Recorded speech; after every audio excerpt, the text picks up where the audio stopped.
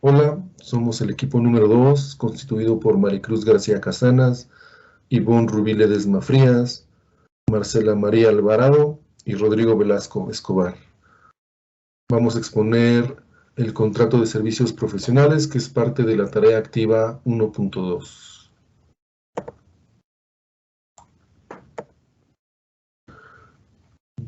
Les hablaré del artículo número 1 y el artículo 121 en su fracción número 5, que son parte de la Constitución Política de los Estados Unidos Mexicanos. El capítulo 1 de la Constitución Política de los Estados Unidos Mexicanos nos habla de los derechos humanos y de sus garantías. En este capítulo encontramos el artículo número 1, o artículo primero, que nos habla de que en los Estados Unidos Mexicanos todas las personas gozarán de los derechos humanos reconocidos en esta Constitución y en los tratados internacionales de los que el Estado mexicano sea parte, así como de las garantías para su protección, cuyo ejercicio no podrá restringirse ni suspenderse, salvo en los casos y bajo las condiciones que esta Constitución establece. Las normas relativas a los derechos humanos se interpretarán de conformidad con esta Constitución, con los tratados internacionales de la materia, favoreciendo en todo tiempo a las personas la protección más amplia. Todas las autoridades, en el ámbito de sus competencias, tienen la obligación de promover, respetar, proteger y garantizar los derechos humanos de conformidad con los principios de la universalidad, interdependencia, indivisibilidad y progresividad. En consecuencia, el Estado deberá de prevenir, investigar, sancionar y reparar las violaciones de los derechos humanos, en términos que establezca la ley. Está prohibida la esclavitud en los Estados Unidos mexicanos. Los esclavos del extranjero que entren al territorio nacional alcanzarán, por este solo hecho, su libertad y la protección de las leyes. Queda prohibida toda discriminación motivada por origen étnico o nacional, el género, la edad, las discapacidades, la condición social, las condiciones de salud, religión, las opiniones, las preferencias sexuales, el estado civil o cualquier otra que atente contra la dignidad humana y tenga por objeto anular o menoscabar los derechos y libertades de las personas. El artículo 121 nos habla de que en cada entidad federativa se dará entera fe y crédito de los actos públicos, registros y procedimientos judiciales de todas las otras. El Congreso de la Unión, por medio de las leyes generales, prescribirá la manera de probar dichos actos, registros y procedimientos, y el efecto de ellos. El artículo 121 consta de 5 fracciones. En esta ocasión nos enfocaremos en la fracción número 5, que habla de los títulos profesionales expedidos por las autoridades de una entidad federativa con sujeción a sus leyes serán respetados en las otras. Gracias. Para hablar del tema, es importante definir qué es el Código Civil Federal. Este es un conjunto de normas legales que dictan las reglas sobre los derechos y obligaciones de las personas. El contrato de prestación de servicios profesionales se encuentra regulado bajo este código y comprende los artículos antes mencionados. ¿Qué es un prestador de servicios? Esta es una persona física o moral que presta un servicio a otra persona física o moral a cambio de un pago.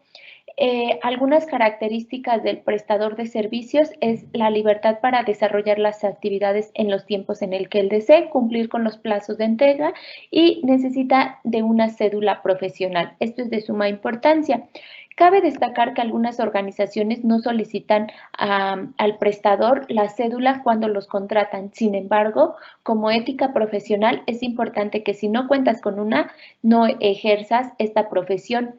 Y tal como dice Jeremy Bettman, la ética profesional son aquellas acciones no supervisadas por la ley, pero que el ser humano debe realizar por un criterio utilitarista. ¿Qué personas están involucradas al contratar un prestador de servicios? Primero, el prestatario, que es la persona que contrata el servicio, y el profesionista, que es la persona que ofrece el servicio y quien realizará las actividades. ¿Cómo contratar a un prestador de servicios? Se debe hacer mediante un contrato de prestación de servicios que está sujeto bajo el Código Civil y debe de contener los datos generales del prestatario y profesionista, la descripción del servicio, las obligaciones, las causas de recesión y consecuencias de incumplimiento. El Código Civil Federal comprende del 2606 al artículo 2615 sobre la prestación de servicios profesionales, que es el capítulo 2. En resumen, el Código Civil señala que el contrato será en común acuerdo, al igual que la retribución económica.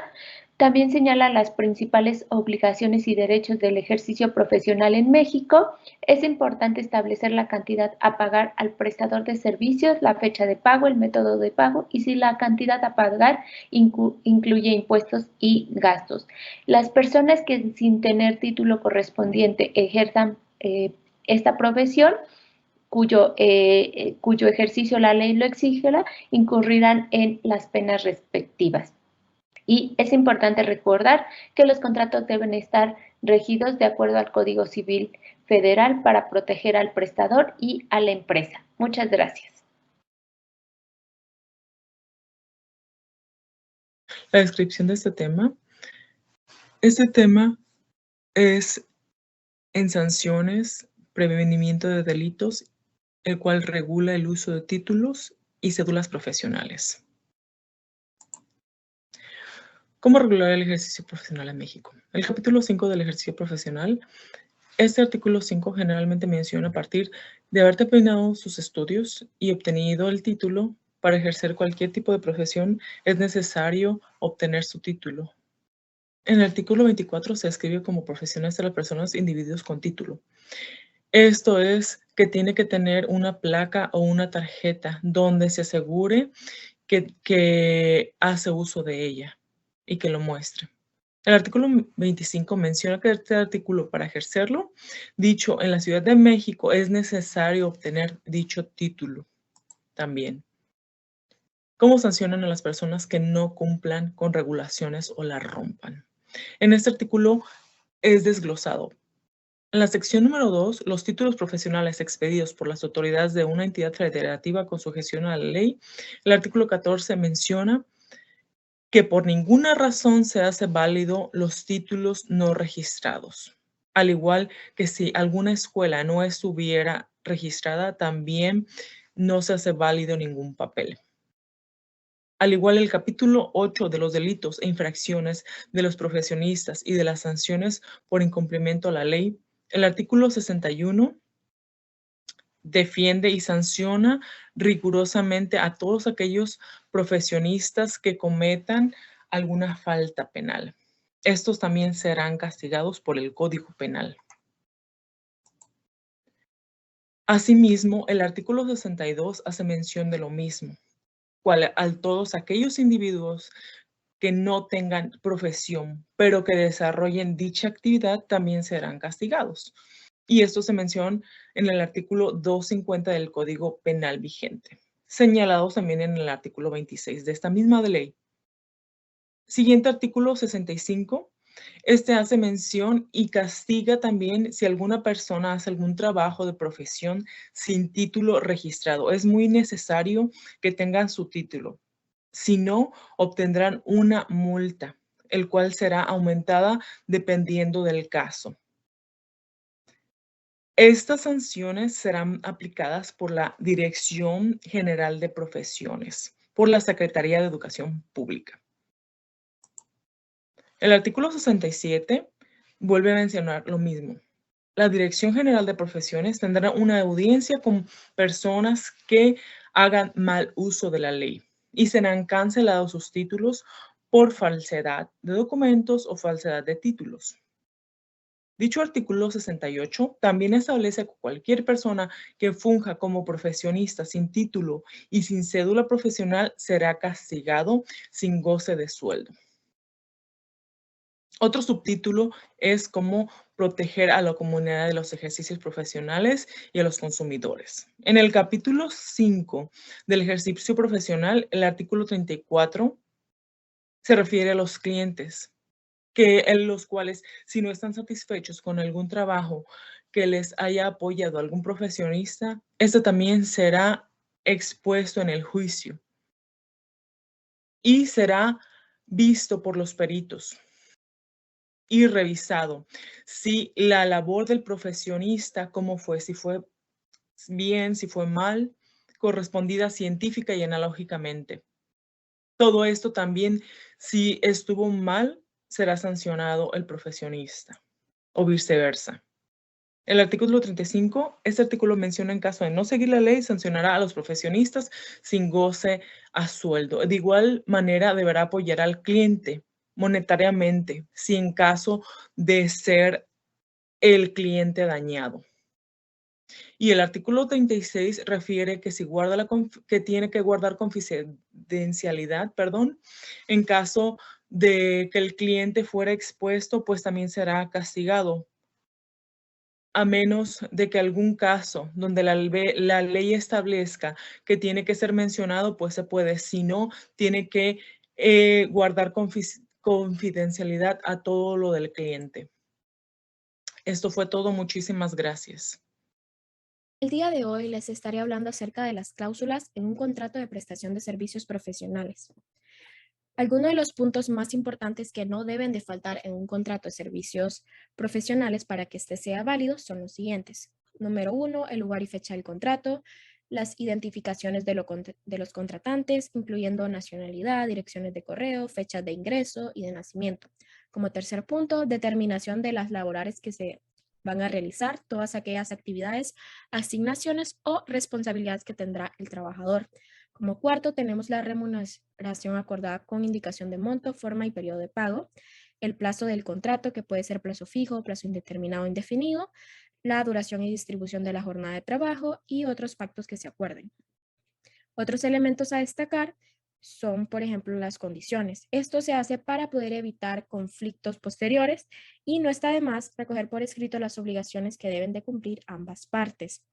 Como segundo, tenemos el incumplimiento. Debe de acordarse qué consecuencias conllevaría incumplir las cláusulas establecidas en el contrato. Tenemos también la jurisdicción y competencia, que en caso de que existiese alguna controversia por alguna de las partes, es importante señalar en qué lugar se va a dar solución legal a estos conflictos. Y como último punto tenemos las firmas, que es uno de los elementos más importantes que no deben de faltar en el documento, ya que si no se incorporan las firmas correspondientes, este ya no tendría validez, ya que no existiría ninguna prueba de que existió algún consentimiento por parte ya sea del empleador o del trabajador. Ahora les expondremos cómo serían las cláusulas de un contrato de servicios profesionales para un diseñador gráfico. Como primera instancia tenemos el objeto, que en el contrato la empresa se encarga al diseñador la realización de diseños con arreglo a las especificaciones técnicas y demás instrucciones dadas por la empresa. Como segunda cláusula, la solicitud de los servicios. En esta solicitud para la prestación de servicios comenzará cuando esta ya sea emitida, ya sea por correo, por número o por dirección. Como tercera cláusula tenemos prestación de los servicios y plazos, que en la ejecución del contrato ambas partes deberán de ajustarse al calendario que se establecerá también en dicho contrato. Como cuarta cláusula, tarifas de precios y remuneración. Los servicios a prestar por el diseñador se regirán por una tarifa de precios ya establecidas en el contrato, que es de carácter confidencial. Sin embargo, esta puede ser revisada y actualizada por el diseñador cuando éste lo considere conveniente, y en todas estas tarifas deben de incluirse los impuestos. Como quinta cláusula tenemos las formas de pago. La empresa deberá de acordar cómo se establecerán estos pagos. Usualmente con los diseñadores primero se hace el 50% cuando se emite ya sea el boceto y el otro 50% cuando este ya está aprobado. Sin embargo, si la empresa no realiza el primer 50%, el diseñador no deberá de comenzar a realizar los diseños. Como sexta cláusula tenemos la propiedad intelectual e industrial, donde el diseñador ostentará la titularidad de la propiedad industrial de los modelos diseñados en virtud del contrato ya dispuesto por la Ley 20 del 2003 de protección jurídica del diseño industrial, y por tanto esta titularidad deberá verse reflejada en las colecciones de la empresa. En este sentido, debe de aparecer su autoría en cualquier promoción del diseño. Asimismo, el diseñador debe de facilitar a la empresa todo el material necesario para que aparezca su identificación como autor de la obra, ya sean como fotografías, información de su trayectoria o cualquier otra información que se considere para esta situación. Como séptima, tenemos las notificaciones y la comunicación, donde debería haber un acuerdo donde toda comunicación o notificación dirigidas a la empresa o al diseñador derivadas de la ejecución y desarrollo en el contrato. Como octava, tenemos las causas de resolución, donde el contrato estará vigente desde el primer día que se realice la firma hasta que la otra notifique el final de su contrato. No obstante, son causas de resolución del presente contrato por cualquiera de ambas partes sin necesidad de este preaviso establecido en el contrato. Estas razones podrían ser las siguientes, como cuando la otra parte hubiera incumplido total o parcialmente cualquiera de las obligaciones legales o contractuales establecidas en particular de cualquiera de los preceptos del contrato. Como segundo punto, que en el supuesto de que alguna de las partes solicite el concurso, sea declarado en concurso de acuerdo con la Ley 22 del 2003 del 9 de julio. Y número 3, cuando se paraliza la realización del diseño por causa ajena a las partes. En este caso, la empresa se compromete a abonar los gastos y trabajos ya realizados por el diseñador hasta ese momento. Como novena cláusula tenemos gastos y tributos. Los gastos y tributos que legalmente correspondan serán soportados exclusivamente por la empresa. Como décima cláusula tenemos las otras manifestaciones, que el diseñador tiene derecho a reclamar que su diseño sea explotado satisfactoriamente sin que se introduzcan cambios o alteraciones sin su previo consentimiento. Esto quiere decir que no se puede alterar o modificar un diseño sin que el diseñador lo haya autorizado anteriormente. El diseñador tiene derecho a quedarse también gratuitamente un mínimo de ejemplares del diseño elaborado a los menos efectos de exposición, publicidad, promoción personal, sin que éste tenga la necesidad de comunicárselo a la empresa. Y como undécima cláusula tenemos la sumisión expresa a fuero, que con renuncia expresa al afuero que les sea competente, las partes acuerdan que serán los juzgados y tribunales los únicos competentes para conocer los pleitos que pudiera dar lugar la aplicación, interpretación o extinción del presente contrato. También se pueden incluir más cláusulas o diferentes dependiendo del profesional que se esté contratando o a qué se dedique la empresa o las actividades que se realicen. Estas pueden variar. Muchas gracias.